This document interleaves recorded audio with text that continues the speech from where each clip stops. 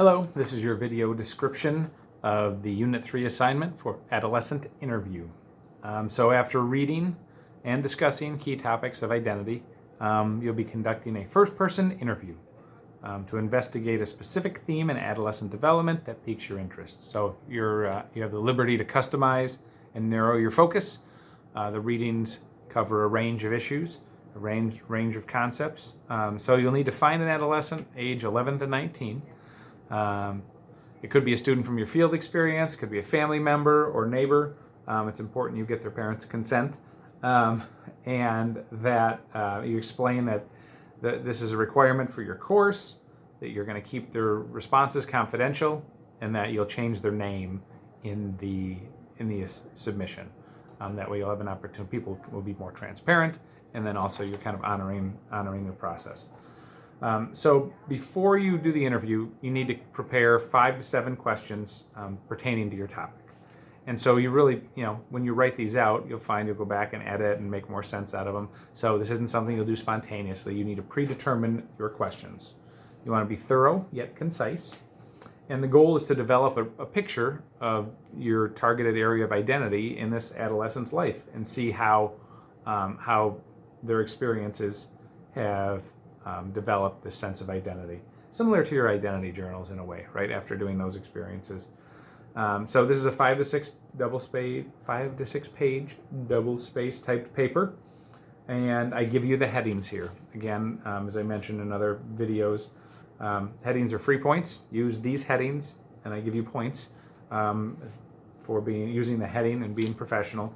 And also, this requires that you have something under each heading, so it helps you organize your thoughts and it helps me understand your thinking and evaluate your thoughts and reflections. So start with a background, the basics about the person, so age, gender, grade level, academic standing, personal interest, a little background about them, and then you get into a description of their responses.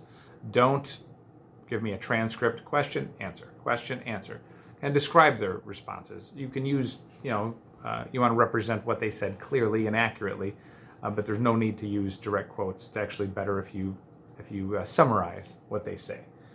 And then interpretation. So based on the summary of what they said, how does this connect to the reading about adolescent development? And I need you to be specific, not just in examples, but specifically citing the reading. And make your thinking clear to me so I can give you credit that you not only did the reading and discussion, but you understand how to apply that to this setting when you're analyzing, for lack of a better term, adolescent development kind of in real time. And then personal reflections. So outside of the interview or reflections about the person, reflect on the interview. So what did you learn from this experience? How is it meaningful? How is it not? What surprised you, or what expectations did you have, and how did it fulfill that? Those are good kind of prompts to get you thinking about your personal reflections. And then the appendix, submit those questions. So in those questions, obviously they need to explicitly connect with the course readings and the content area. But just under the broader heading, right? The readings don't give you questions to ask, but just these 5 to 7 questions need to be relevant under your area of thought or area of inquiry. But as an appendix, I need those listed as well, so I know what questions you asked, because you're not doing transcript, you're doing summary of description. So I need to know what questions you asked to see, again, to kind of reflect and tie it all together. And then lastly, I already mentioned professionally written and organized using the headings. There's some examples here of other people's questions. Have fun with this.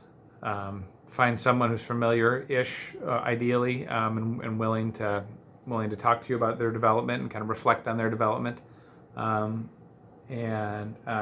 Just kind of, this is your opportunity to go a little deeper with someone maybe you didn't know a lot about, on how things influence their development. So hopefully this is a meaningful exercise for you to apply those concepts and to learn more about the way an adolescent thinks about themselves. If you have any questions, please email me. Thanks.